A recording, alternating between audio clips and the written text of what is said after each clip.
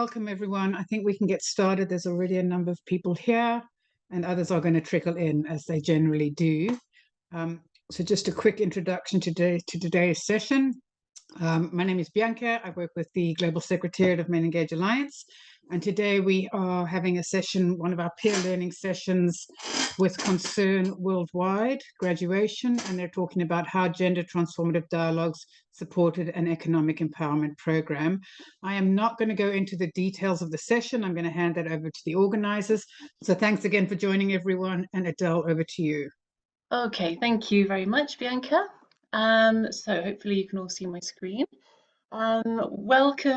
Welcome to this session today on the Concerns graduation program in Malawi, where we're specifically going to be looking at how gender transformative dialogue supported this economic empowerment program.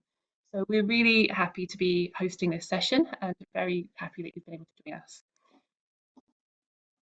So just to introduce the speakers for today, we have Thokozani Kalanje, who is our former graduation program manager from Concern Malawi. He's now working as Concern Sierra Leone as the Livelihoods Program Coordinator, but she was in Concern Malawi for the entire graduation program from beginning to end. Then we have Betty, who's the lead researcher for the gender research that we have done within the graduation model. She's from Trinity College, Dublin, and she's also the assistant professor in development practice there. She has also been, she was part of the process of research from inception, and she's also continually visited Malawi over the course of the project, the research, overseeing the implementation, the monitoring and the evaluation.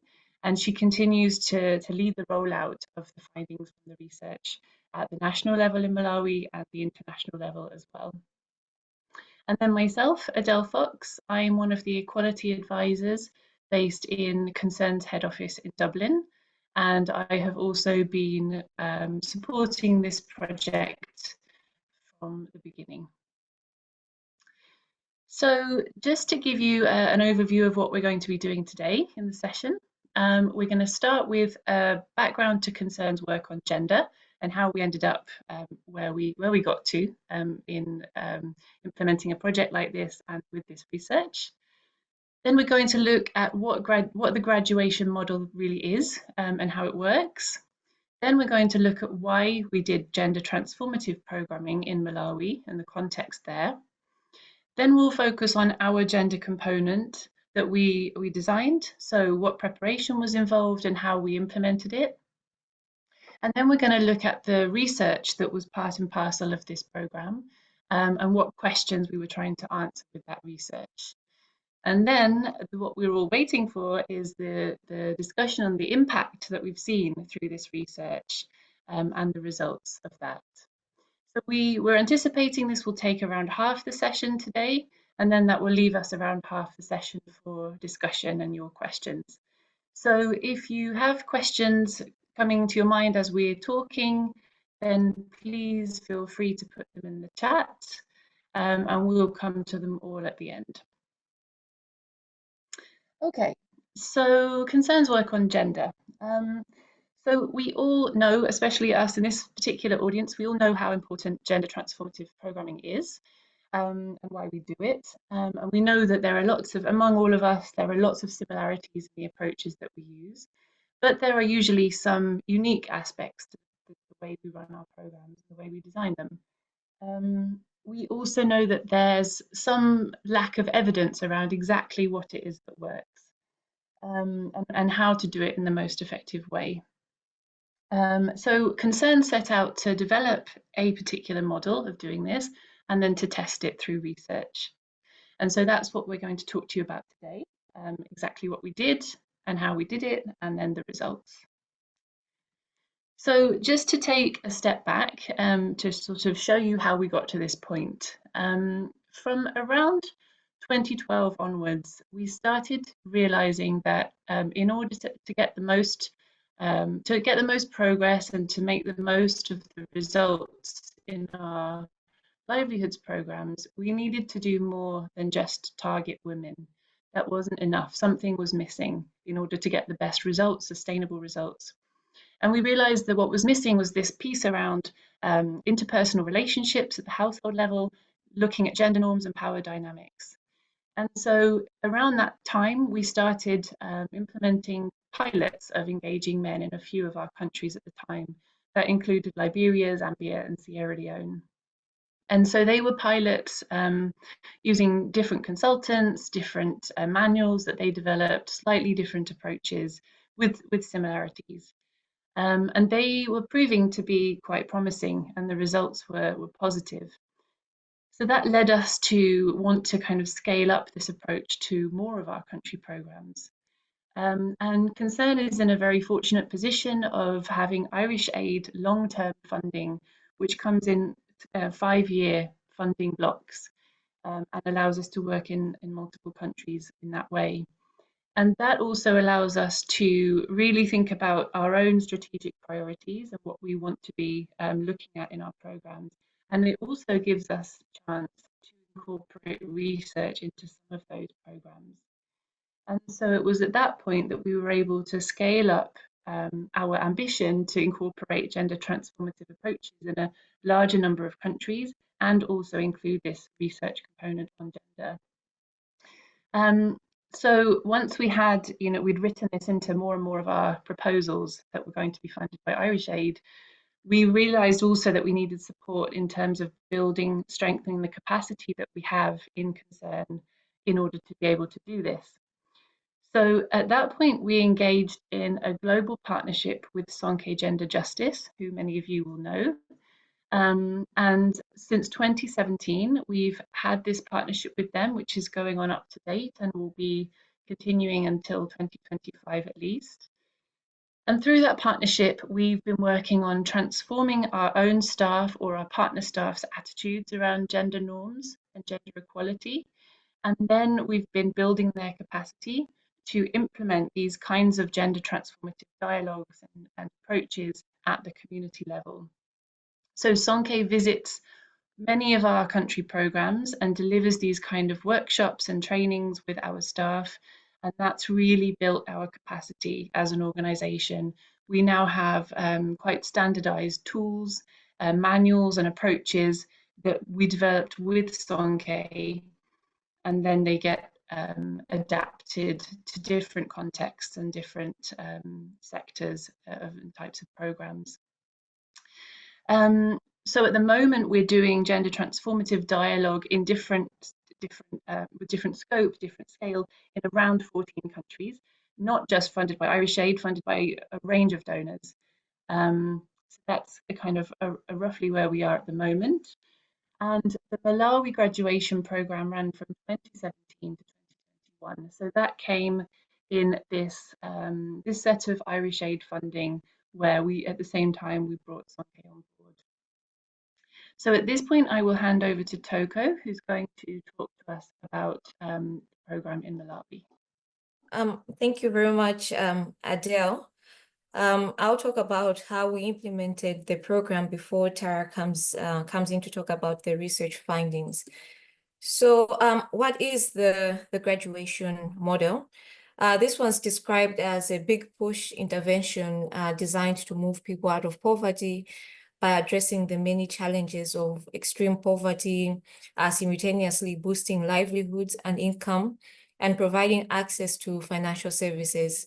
And to date, it represents the most promising intervention to tackle extreme poverty.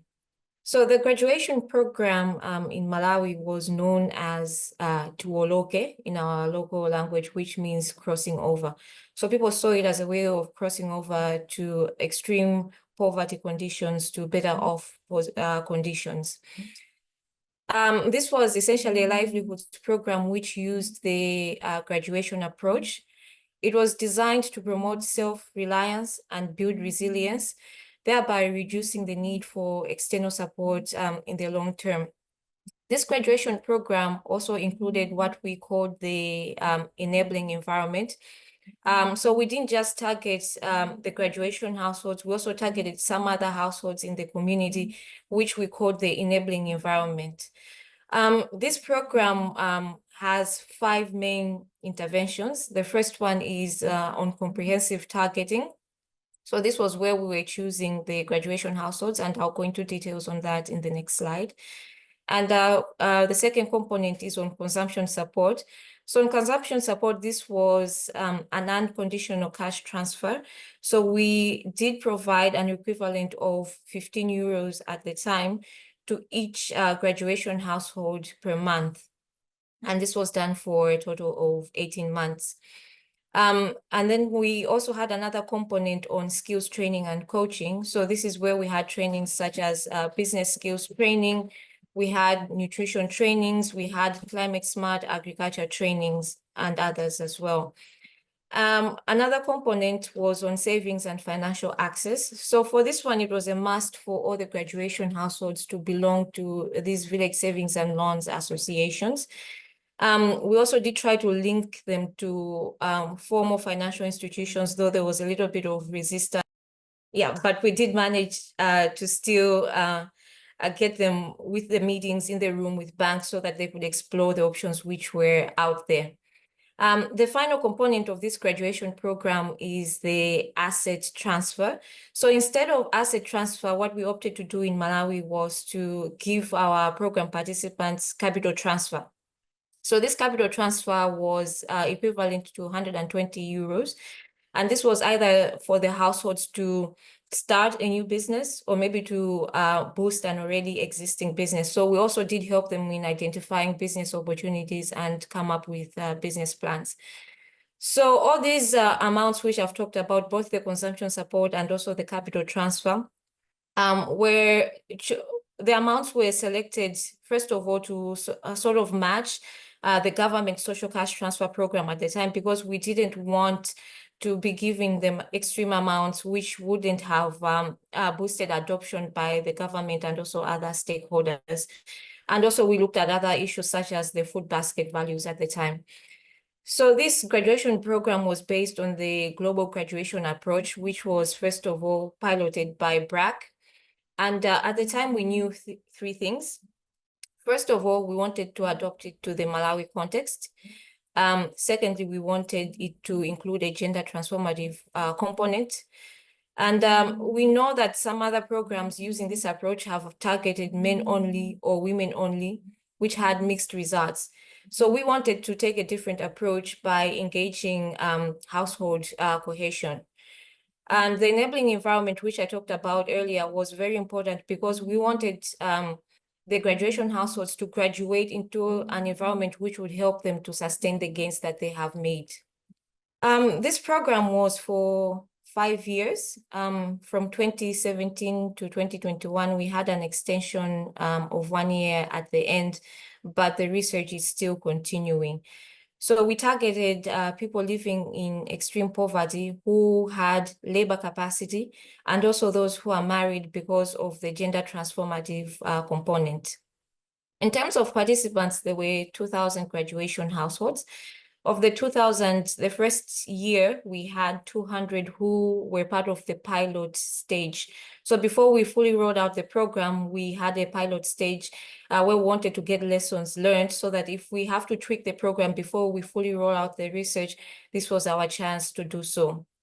And then we had 6,000 households in the enabling environment or also the broader community. So after we designed the graduation program, the next step was for us to conduct formative research into the specific gender and power dynamics in the project areas. So our project areas were 2 districts which were in the southern part of Malawi, known as Mangochi and in Sanji. And this formative research was conducted in 2017. Some of the key points which came from this formative research were that men suffer intense condemnation. Men are considered bewitched if they assist with household chores. Men must provide income and control decision-making. Women earning more money than men is emasculating. If a woman is independent, it is presumed that she's using transactional sex in order to earn this extra income. Men must provide to maintain the upper hand in a household. And if they're not able to provide, they actually do face criticism from the community members, which can be in the form of mocking or name calling. Polygamy is considered normal, but this is only the man can marry multiple wives if he wishes to. Also linked to my point earlier is that the burden of providing falls solely with a man, but he can abandon his family and also leave. A woman, on the other hand, cannot abandon her family, with the concept of maternal altruism deeply entrenched in female identity. The recommendations which came from this formative research were that, first of all, we needed to address toxic masculinities and provide support to men who embody alternative masculinities. The second recommendation was that we need to recognize the gendered impacts of localized beliefs and also contextual differences. So we didn't assume that there would be a one-size-fits-all. Program staff and also trainers must engage with their own gendered assumptions, norms, stereotypes, and identities before they begin to bring such interventions to the community. So as staff, we had to go through this gender transformative approach, first of all, which helped us understand and also we're able to better deliver to the broader communities. We wanted to bring men and women through a process of realization to reach their own conclusions about how gender inequality limits their experiences and also their opportunities.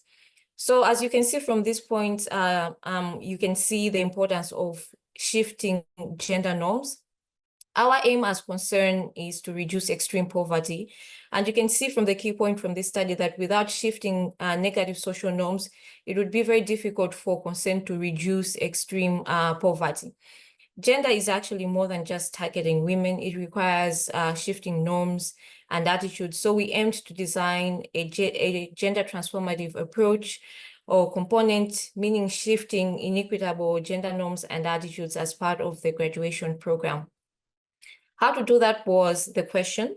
And when we looked beyond the program, we saw huge evidence gaps in the area, and therefore, as well as implementing gender transformative program, we also conducted rigorous research, which Tara will talk about in the next slides.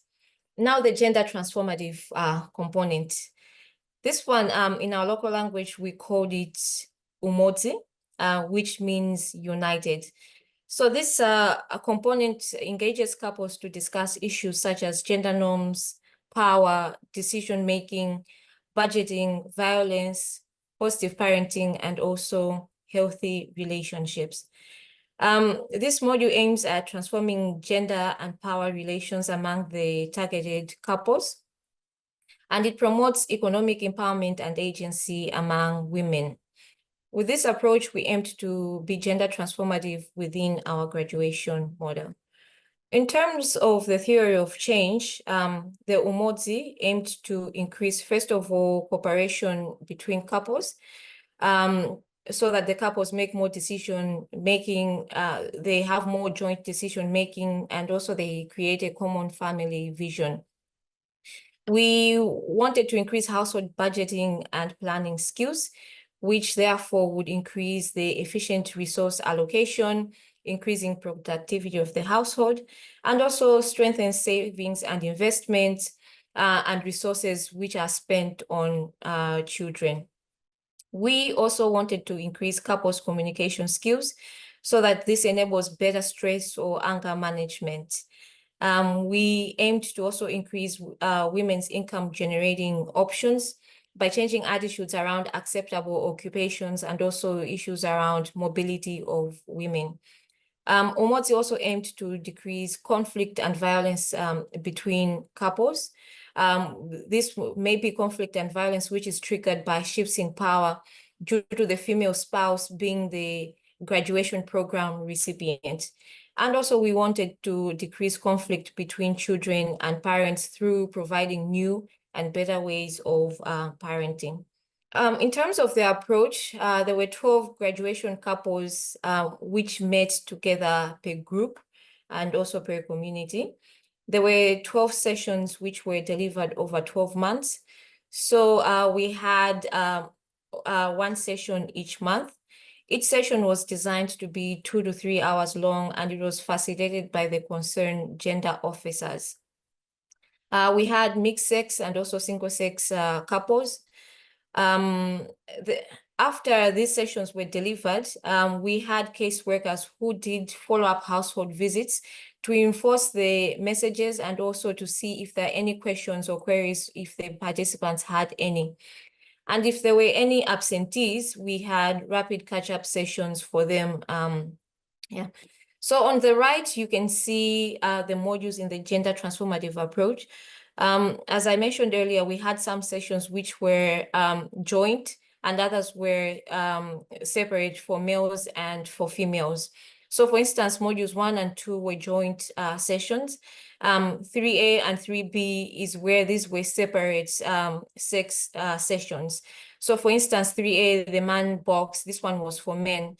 And 3B, understanding gender, was for women, and so on and so forth.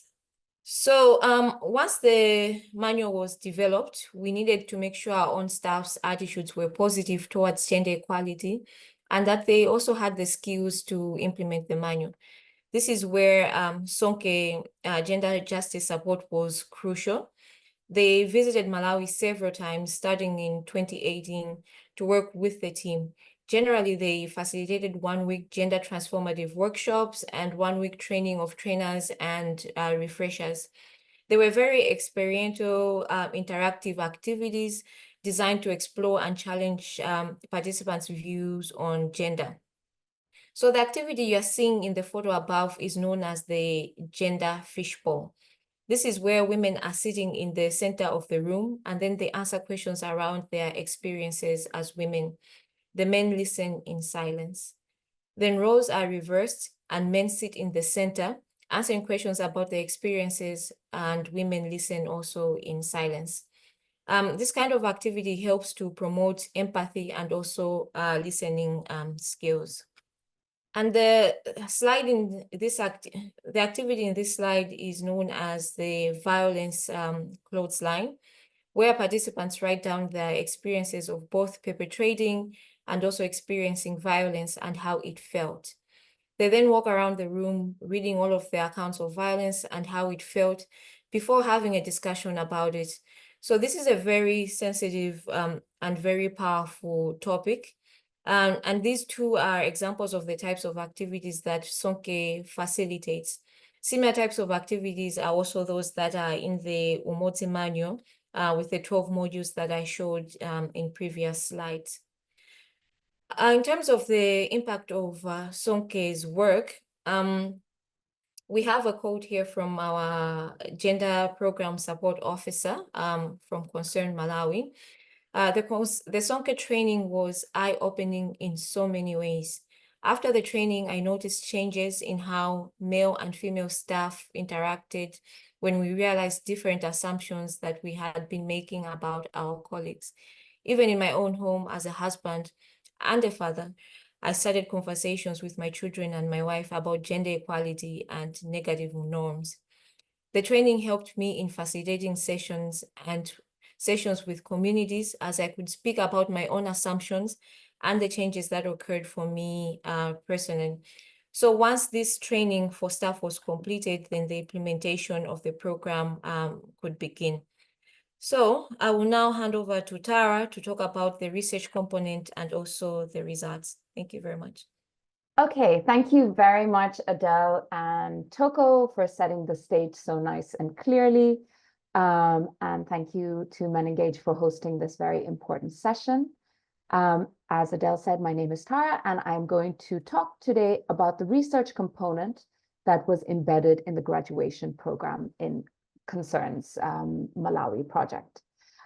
This work is done with my colleague, Michael King, also at Trinity College, and Julia Vaillant from the Gender Innovation Lab at the World Bank. So for a second, I'm going to just step back. Why are we talking about this? I think Adele and Toko gave the real rationale from a national level, why we're looking at this. But from a wider global perspective, one of the things we need to think about is that social protection programs, such as cash transfer programs, often target women. So when we have programs like the graduation that layer components onto the cash transfer, as a result, they often also target women. Yet the literature on the impact of targeting women is mixed. There's this huge initial body that says when you target the woman, the household does better and children do better. But more recent research that compares directly targeting the male in the household versus the female in the household finds no differential impact on household welfare, such as their food security, their consumption, their income, and on children's outcomes, such as their educational attainment. Furthermore, when we're talking specifically about the program, such as the graduation program, there is no date whether gender targeting matters for the differential like food security consumption impacts. Furthermore, we're also interested in building these programs such as Umodzi to empower women, and often we target graduation programs to also empower women. Yes, initial evidence from a 6-country study done on graduation found no empowerment effects. Later studies that took a more multi-dimensional approach to measuring empowerment found impact.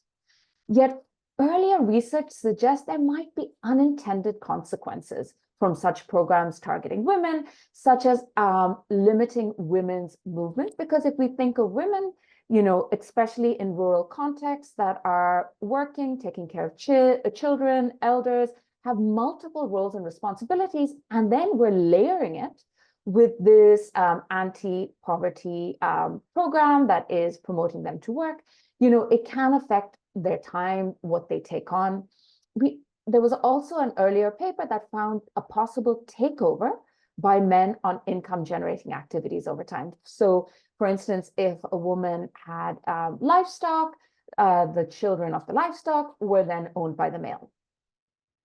So the question then becomes, how can we ensure that graduation programs improve the household's welfare, but also of women, right? And research suggests that we need to build in mechanisms that address baseline conditions, such as gender norms, if changes in future empowerment are to be achieved. Furthermore, there's a lot of qualitative findings that say that the quality of spousal relationships in the household and entrenched gender norms in the community and in the household may explain some success of these programs. Yet, when we look at the literature that combines economic inclusion programs with, men engaged kind of activities or couples activities like Umodzi, there's not so much evidence. There's a paper by Ismailova that find that both an economic intervention and one combined with family coaching increased women's financial autonomy, but there was no differential effect between the two. They didn't have a different effect. Yet a study by Gupta and al. Found that when you compared women participating in savings groups alone versus those participating in a savings group, but where there was a provision of a gender empowerment training, that decreased economic abuse. So in this context of the literature and the wider questions, what do we do in this particular project? What we do is we ask 2 questions. What is the impact of the recipient gender of graduation on household or individual welfare, such as income, food security, food diversity, and well-being outcomes, such as mental health, social cohesion? And then what is the additional impact when we have an economic inclusion program and we layer it with a transforming gender and power relations coupled training on these similar outcomes? So how do we do this? And Adele and Toko were both alluding to it, is we do it via conducting a randomized controlled trial to test the effect of gender targeting and the inclusion of gender transformative training on the outcomes I mentioned earlier. We do this by creating 4 treatment arms. One, where all graduation benefits are targeted to the female in the household. One, where all benefits are targeted to the male in the household. a third treatment arm where all benefits are targeted to the female, but the couple is exposed to a monthly training course called Umodzi that Toko very clearly outlined. And finally, we have a control group that receives neither the graduation nor the Umodzi training. So who is our sample? As Toko mentioned, the graduation program in Umodzi was carried out in Malawi in 2 districts, Mangochian and Sanje. And in these 2 districts, we had 200 villages and a sample of 3,300 couples who were classified as poor or very poor based on a community wealth ranking or a proxy means test. They lived together, the couple, at least 60% of the time. And importantly, they were interested in an economic generating activity. So as long as a couple was interested, regardless of their background, as long as they were poor, they were eligible. And we then collected data pre-intervention, before Concern started any of their activities. And then we collected data 2 periods post-intervention. So 5 months after Concern stopped all activities. So that would be about a year plus 5 months after the last consumption support received by these households, and 17 months post-intervention. So that's almost 29 months after households received any cash transfers from Concern. So how does this look? So what we did is, of these 200 villages, we randomly allocated villages to each of these 4 treatment arms. In each treatment village, we surveyed 18 households, where we randomly allocated from the 18 eligible households, 12 to receive the graduation and 6 who were controlled to look at spillovers. And half of the villages were delayed by 1 year. So we had 1 cohort, we had 2 cohorts. And through this design, what we can do is we can compare the outcomes of each treatment arm compared to the control who didn't receive it. But we can also look, how does households who were in the female recipient treatment arm compare to households where the female received the program, but the couple participated in Umodzi. So now, having laid it out, what can we say about the results? So first, we're going to start with consumption and food security. And what you have in front of you is a graph with 2 end lines. End line 1 is 5 months after all activities of the program ended. And end line 2 on your right is 17 months after all program activities ended. On the left side axis, you have your female targeted treatment arm, your male targeted, and your female plus Umodzi. Now, within the graph, you have this vertical red line, which is the control group. So these results are standardized, so we can compare across many different results. And so when an outcome such as per person expenditure, so how much was spent by each individual in the household monthly, we can look, if it moves right, it means it's doing much better than the control. If it moves left, it's doing worse. So what we see now that we've explained this is overall graduation households, regardless of whether you targeted the female or the male, or whether the couple participated in Umodzi, had higher per person expenditure compared to control. Not only did they have higher per person expenditure, we see they also had higher food security and higher food diversity. And interestingly, when you look at the position of these outcomes over time, 5 months post-intervention or 17 months post-intervention, we see these results hold. So interestingly, all treatment arms see similar gains. So we find no differential impact between the different treatment arms. And on average, treatment households see a 14% increase in daily per person consumption compared to control households. Now, one of the key aims of graduation is to diversify and increase income of treated households. So when we look at income at 5 months, which is on the left side and line 1, we see initially no increase in income for any of the treatment arms. And why is that happening? If you look at wage income, you see that wage income has decreased while business income has increased. So there's almost like a substitution. They're earning more in business, but earning less in wage. Yet when we come to 17 months post-intervention, income is higher for all treatment arms. Significantly higher compared to control, and business income is higher compared to control, while wage income has returned to a similar level to control households.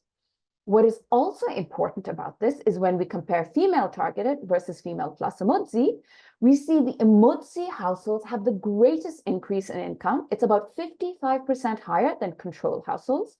And they also have marginally higher household income than female targeted households. So Umodzi households, there's something happening there where they're doing quite well. Now, we're talking about household income, yet we're also interested individually what's happening to both men and women. I'm only going to look at female spouse income. And importantly, what we see in both N-line 1 and N-line 2, so 5 months post-intervention and 17 months post-intervention, is that income, total female income compared to control, only increases when you target the female. So for female targeted and female plus Umodzi, female income is higher than the control. But when you look at female spouses in male targeted households, their income always crosses the vertical red line, which indicates where the control female spouses are. So targeting women is important in increasing their income.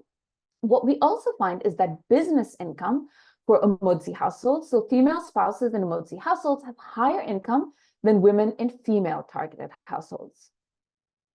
One of the other important ways households diversify income is through livestock. And when we look at livestock, both at N-line 1 and N-line 2, is we see that graduation households, female targeted, male targeted, and the female plus Umodzi arms have between 50 to 120% higher livestock value than control. When we compare between treatment arms, we see that households where we targeted the male, or households where the female was targeted, but the couple participated in Umodzi, have the highest and largest gains over control, which are over 100%, and also their gains in the livestock value and livestock count are higher than the gains by households in the female targeted arm. Now, we're not only interested in outcomes such as income, food security, we're also interested in well-being. Now, when we look at the well-being of female spouses in these treated households, we see that predominantly there's no differential effect on psychological mental well-being compared to the control. There's a little movement away and positively away for women in the female targeted arm. And there's no difference across treatment arms. But what we do see is that all women in all 3 treatment arms have higher social worth than women who are in the control. And social worth is particularly driven by their self-efficacy, their belief in themselves and what they can achieve.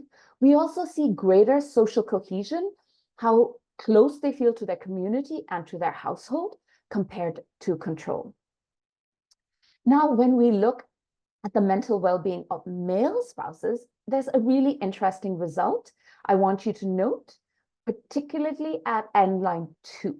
So in N-line 2, we see similar improvements in mental health and social worth for male spouses in the male targeted and Umodzi arm versus control. We see no improvement for male spouses in the female targeted arm.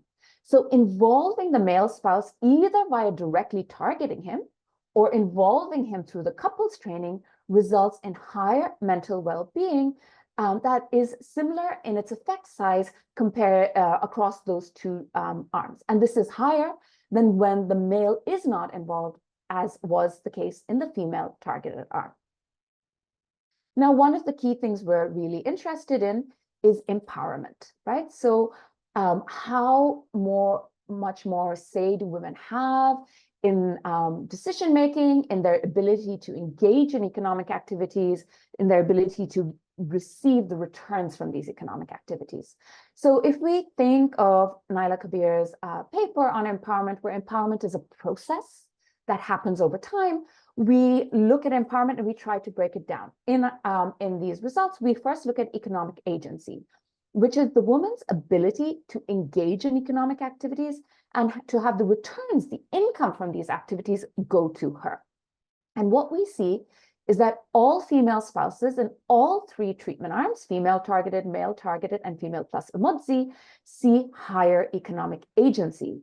Importantly, we see that women in Umodzi households see the greatest gains in economic agency more than female and male-targeted households. Now, when we look at economic decisions and household decisions, we see very little movement. So while we see some progress on empowerment, where women are more able to engage in activities and reap the benefits of these activities, at this point, we're not yet seeing it translate in their say in decision-making. And this could be driven by 2 things or a number of other things. But one thing could be, we know that gender norms takes time to change. So maybe we're not seeing enough time. So we're going back to the field to collect more data. It also could be our questions, right? So we ask people, who makes decisions? And often people say joint, but what do we mean by joint? Who is actually the final decision maker? So there's work to be done in teasing that out further. Importantly, though, we also do, and I don't have enough time to talk about it in detail, is we do a huge body of qualitative research where we talk to women in treatment households about their experience of empowerment. And there, what we see, especially because this happened 5 months post-intervention, was that even though we're not capturing it from the quantitative results, from the qualitative side, we see clear indications of women talking about greater empowerment. And this was particularly related to improved sharing of roles, more collaborative decision-making, and improved conflict resolution. Women really felt more involved in decisions about income generation and budgeting. Respondents reported having more control over money and less disagreement as a result. And the main drivers that women self-identified for these changes were explicit or implicit mentions of the Umodzi intervention and more generally, the gender messaging. So women weren't asked anything about concern to make this link. They had to have come up with this link to these changes and directly to concern. So this suggests to us that there is change happening, but we're not capturing it clearly in the quant, but there is change happening on empowerment. Now, what we do based on our household economic results, we do a cost-benefit analysis of the gender training compared to just graduation targeted towards the female household. And based on the difference between income, livestock, and asset values in what the female targeted treatment arm achieves versus the female plus Umodzi, we're able to estimate that every dollar invested in Umodzi has a $3 return. Now, one of the things I know you're all quite interested in and want to hear the effect of Umodzi on was on intimate partner violence. So we also measure intimate partner violence. On this graph, it's over time. And 0 is pre-intervention, 1 is end line 1, and 2 is end line 2. And we measure it similar in line with the WHO, where a woman, has a reporting of violence if she experienced physical, sexual, or emotional violence at the hands of her current partner in the last 6 months. And what we see at time 0, pre-intervention, is there's no difference between the control or the treatment arms in terms of violence. So 0 is the control.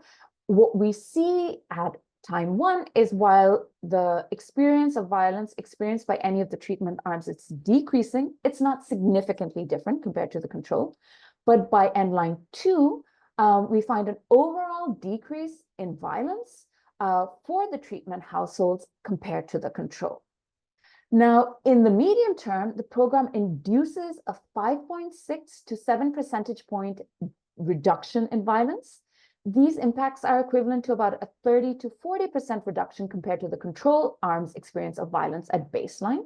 Importantly, these changes are really mostly guided by a decrease in emotional violence. And also, while the Umodzi arm sees the greatest decrease, we see no significant difference between the 3 treatment arms. So we can't say that any treatment arm achieves greater reduction. Now, I want to take you back to the household income just for a second, because I want you to note this household income graph compared to the IPV graph. And what we see is, again, for income over time at 0.0, all treatment arms compared to the control, which is the black line, had similar income.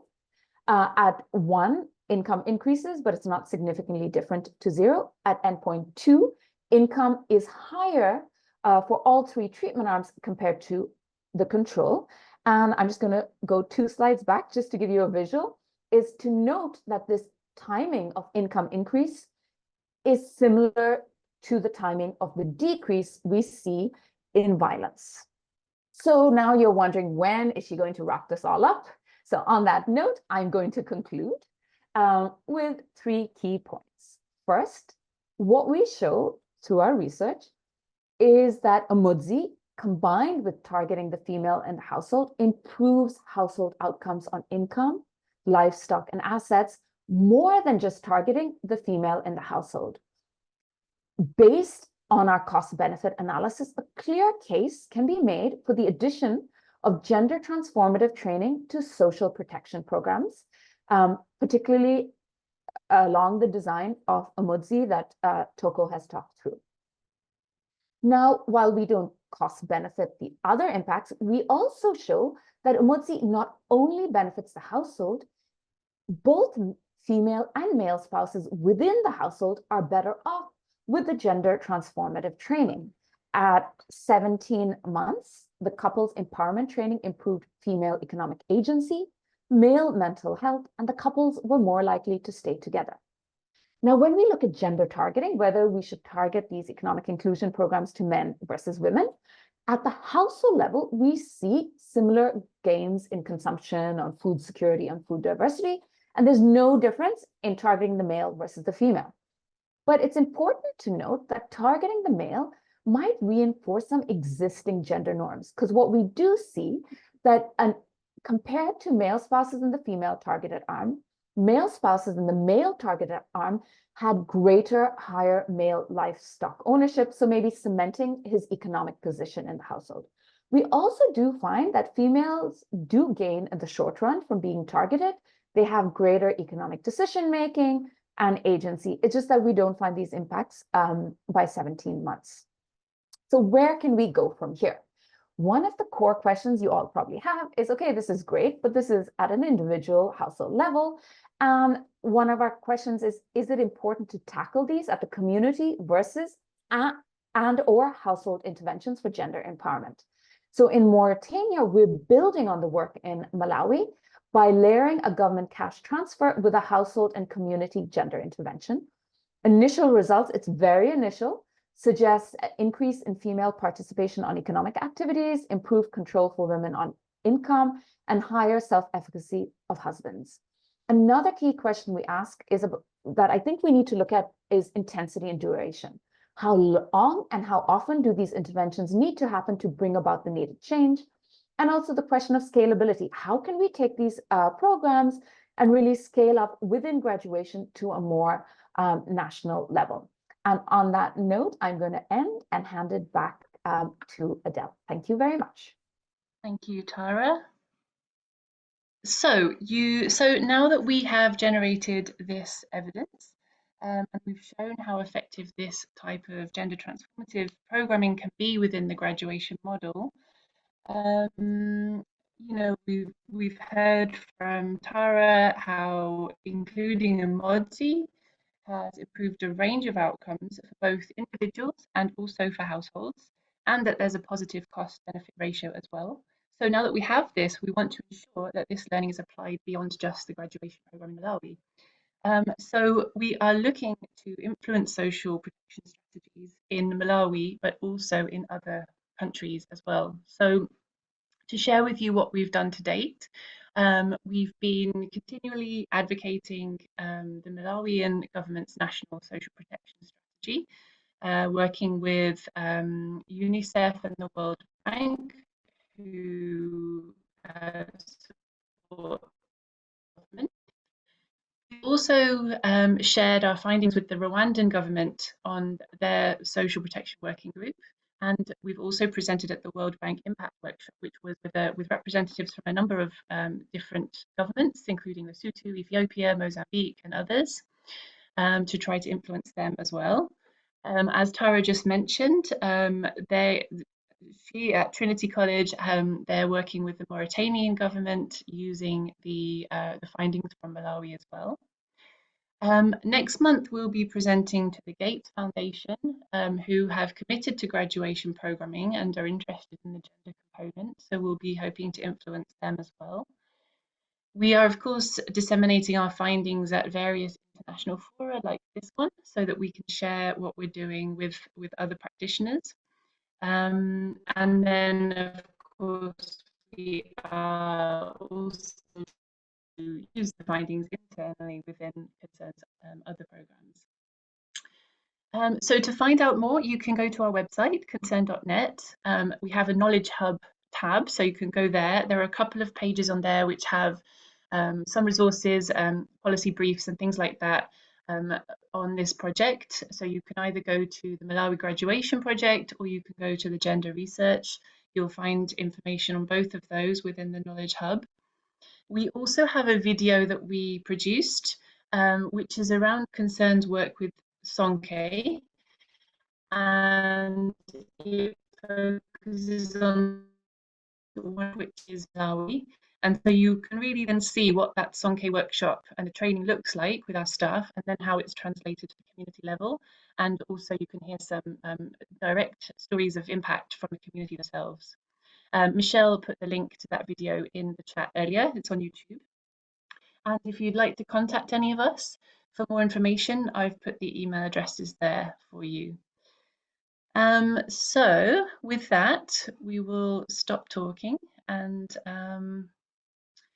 we will have a look at the questions. I've seen there's quite a few questions coming in, which is great. So if we start from the beginning, about whether the formative research by Concern in Mangochi and Sanjay is available online, please. I don't think it is, but I think we can look at putting it on there. There's also a question about whether the manual is available or online. We are in the process of putting that on the website, so it's not there right now, but it will be very soon. So, questions for Tara and Toko. Was there a difference in the couples that had a faith and those that didn't? I'm interested to know whether it was harder to change the minds, attitudes, and behaviours of people of faith due to their religious beliefs. Yeah, so the two districts, I would say the main difference is one of them they're mostly Muslims, and the other district is they're mostly Christians.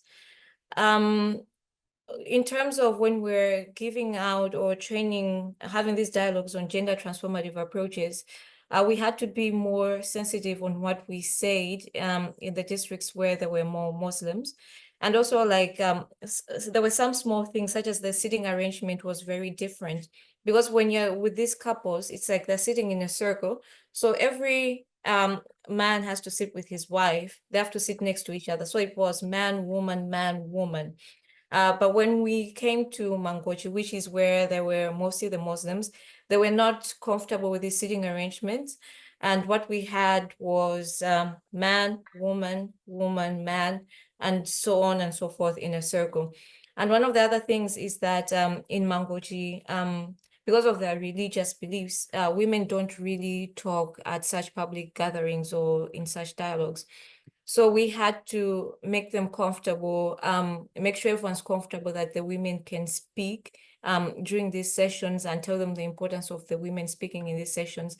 So I'd say in the beginning, maybe they were not very open, but towards the end, the women, even in this other district, they were more open to speaking. So in terms of the society, they're not very atheist. So you're either Christian or you're Muslim. Yeah, so those were mostly the groups that we had. Thank you, Toko. And did the program consider other vulnerable communities, such as people with disabilities and sexual minorities in this research? Yes, we did. So when we're targeting, even though I mentioned that we're looking for labor, the labor doesn't have to be with the main recipient in the household. So for instance, if there's someone with a disability, as long as there's labor within the household, that they can engage in some kind of income generating activity, even if it's arts or craft, these were widely considered, and actually they were who we're targeting first, and then the rest were coming afterwards. Okay, and you mentioned earlier that we were looking at making the types of work for women more acceptable occupations. Can you explain a bit more about what you meant by that? Yeah, this is also linked to issues of mobility. As I mentioned, the societies are very conservative. So what men want is for their wives to be home. So even for them to be engaged in businesses or in occupations, they have to be around the household. So with these dialogues, we were able to convince the men so that they can work together as couples, and women can also be engaged in other income generating activities outside of the household. So this is what we meant about acceptable occupations. Great, thank you. And how did we work with polygamous families? Was one wife selected to join, or some wives selected to join together? So in households where maybe a man has 2 or more wives, it wasn't just the first wife who was selected. So this was random. And at first we had pushback from the communities, especially from the first wives, who would come back to concern, who would complain via our complaints and response mechanism channels that I'm the first wife, why was I not targeted for this program? But we're able to engage them through our caseworkers that it was random. So it could be any of the wives who were selected, but it was not all of them. It was just one of the wives, and this was random. Mm-hmm. Okay. How much did the total program cost? Toko and I worked on this a bit. So I think graduation on average costs like $1,500 per household, something along that. Umodzi cost about $230 per couple. Now remember, this was a pilot program, so it's going to be the more costly version because you're piloting all the materials. So any subsequent programs, I think the costs would go lower. Yeah. Mm-hmm. Okay, thank you. So going back to the slide where we showed the gender fishbowl, is there a time when both men and women get to interact and ask each other questions or discuss further needs for support? Yes, there is, because the way the sessions are facilitated is there's a discussion in the beginning on what the activity is and how it will be handled and what the participants should expect. So during the gender fishbowl, as I mentioned, people will be listening in silence. So now at the end, the facilitator has to make sure this all is brought together. There's a discussion by both men and women on what they've learned, any takeaways, anything that they don't agree with, so that these are also discussed during these dialogue sessions. So in summary, yes, there is. Yes, and do we have any idea if this approach and intervention works, whether it works best for poor households, or can they be extrapolated to middle class, etc.? In this study design, we just looked at poor households, but I don't see why we can't look at something like this for other households or couple. It's just that our results are very pertinent to one particular sample. Mm-hmm. Okay, and then this question was around the presentation of the results on violence. So how do the qualitative responses from women, so the feelings of inclusion, etc., reflect the change that we see in violence? So as mentioned, where we see the change in violence is around 17 months, right? So not at 5 months. And at 5 months is the moment when we also we also did the qualitative. So in the qualitative, there was less mention of violence, but more like there's less tension. There's less, fighting in the household, which is, I think, suggestive of the result we find at 17 months about emotional violence. Okay, and can you clarify what it is about this model specifically that contributed to the changes you described, and what makes it so effective? So in the research, we're looking at the mechanisms. Is it there's better relationship quality between the couples? Are they happier together? We haven't found anything specific yet, but it's kind of the area we're exploring to see what mechanisms. In the Mauritania research, what we're trying to do is, break out the modules and look at, like, because we have 12 modules in the Malawi. And so, some households participate in 6 modules, which are purely about the couple working together on their budget, their vision, how they support each other, while the second is much more about power and, violence. So how about this? Watch this page, and hopefully we can provide greater clarity on what might be driving the results. At the moment, all we can say is Umodzi in its full package is what is driving the results. I can't tell you further at the moment. Okay, and I'll be interested to learn why you think male targeting resulted in increased male control of livestock, especially as this is the opposite of the aim of the intervention. The intervention overall, and I think it links to another question that comes later, is about improving the household welfare, right? So there's nothing about the intervention that says the male can't own livestock or invest in it. So the intervention is to improve it. And, I think often in different contexts, Toko, you could speak more to it. There's certain types of livestock that are definitely male owned, such as cattle, versus poultry might be more female owned. So it suggests that in male targeted households where the male is the main recipient, he is investing in livestock that's traditionally within his own domain. Okay, and Mangochi used to have a significant intergenerational marriage challenge. Is this still a challenge in the area? And if so, how did you manage that issue? Yeah, I would say it is, but as concerned, we don't work with couples where the spouse is under the age of 18. So these were not part of our targeted households. Okay, yeah. And clarification, is the cash transfer for couples or females only? So the cash transfer was for all the 3 treatment arms. So as Tara mentioned earlier, the first treatment arm, the main recipient was the female.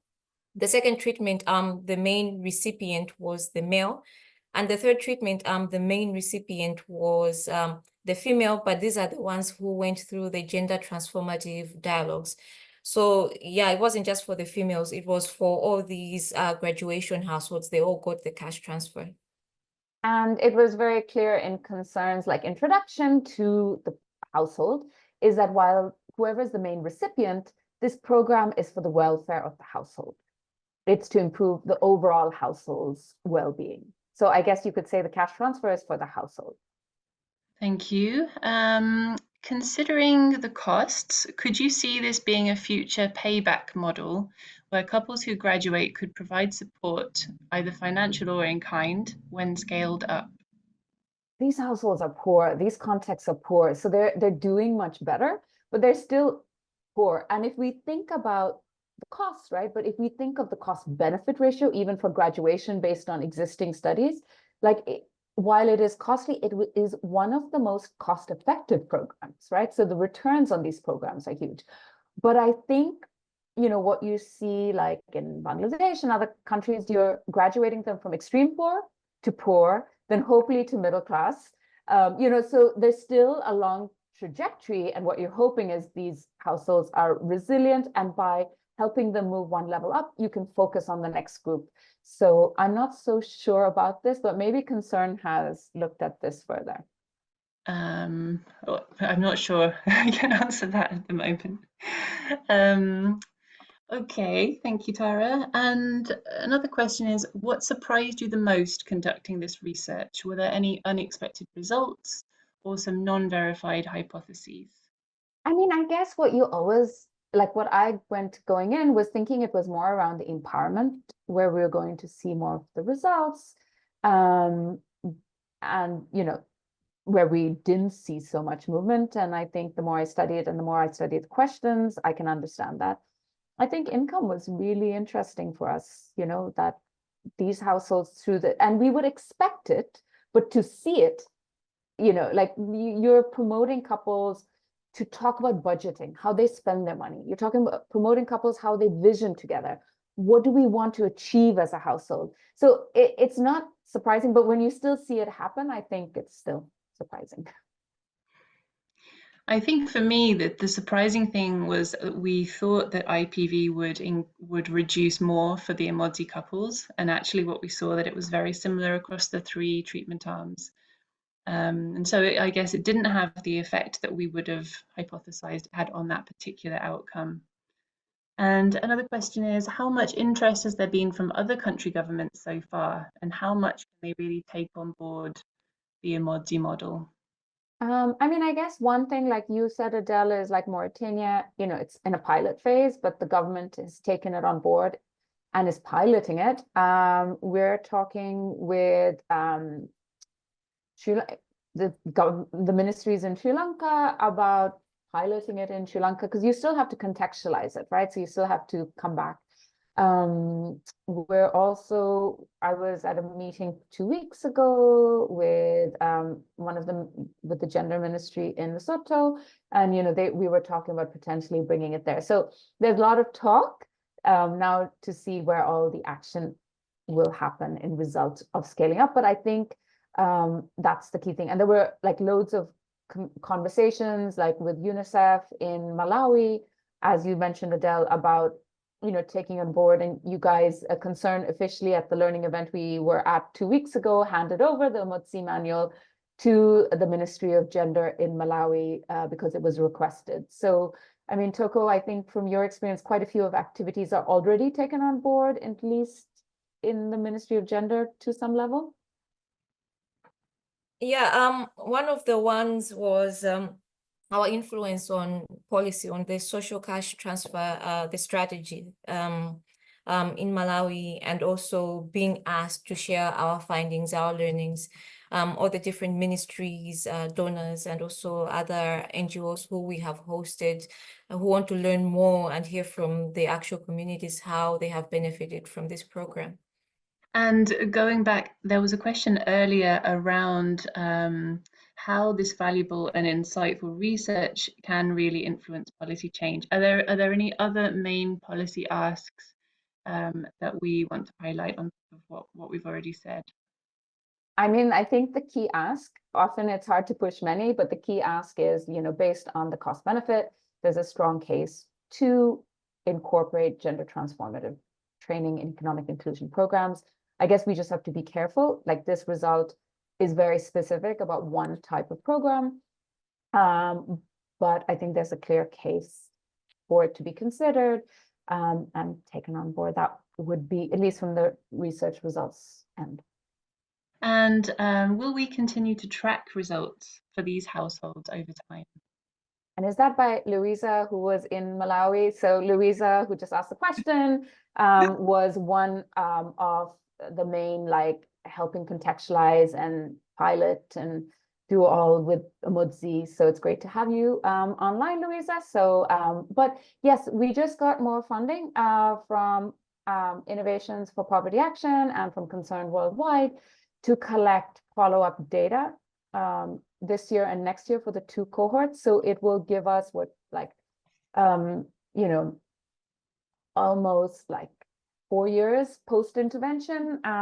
So I think that will be really good to help us understand what's happening over the longer term. After that, I don't think we'll be trying. And, a lot of other things might have happened with these households in the meantime, because as we know, in Malawi, there's this context, we started working there in 2018 with this intervention. In 2019, there was flooding. Then there was COVID. Then in 2022, there was another flooding. This last year has been drought. So we're talking about these results in a context of a lot of shocks happening. So in a way, the fact that we're finding, I guess coming back, what's surprising is the fact that we're still finding change and results in this context is, I think, very heartening. Great, thank you. And men's risky extramarital behaviour has been a major issue in Malawi. Do we have anything to say about that in light of the programme? Yeah, these dialogue sessions, they helped these issues to come out, for them to be aired out. As I mentioned earlier, that one of the main things about the gender transformative dialogue sessions is that it helps people manage stress and anger in a better way. So for instance, women were now felt more empowered, more open to have these discussions with their husbands. So it's not something that we actually targeted as concern, but what we did do is create an environment where the women were able to discuss these issues with their husbands. Okay, well, we've come to the end of the questions that are so far in the chat. Do we have any other burning questions that people would like to ask? We have a few more minutes available. Well, thank you very much for your questions. That's already been great questions for us to answer and think about. And of course, as I said earlier, you can contact us if you would like to on our by email. Have a look on the website, have a look at that video that I mentioned, which is really nice. It's only 4 minutes long. And yeah, feel free to contact us if you think of any other questions later. So I guess at this point then, I will just say thank you very much for your participation. Thanks for being here, taking the time, engaging in the discussion. And I just hope you've taken something away from today, some piece of learning or some interesting information. So thank you so much to Men Engage for hosting us, and thanks so much to Tara and Toko for being our speakers. And yeah, I will hand back to Bianca. Great, thanks so much. So yeah, just a thank you to you, Adele, for organising this, and of course to the speakers for being here, and for the participants for your great participation and questions. Really good to see such an engaged session. So thank you, everyone. It was great, interesting. Thank you. Hope to see you next month. Very enriching. Thank you. Thank you. Bye. Bye. Bye. Bye, everyone. Thank you. Thank you, everyone. Bye-bye.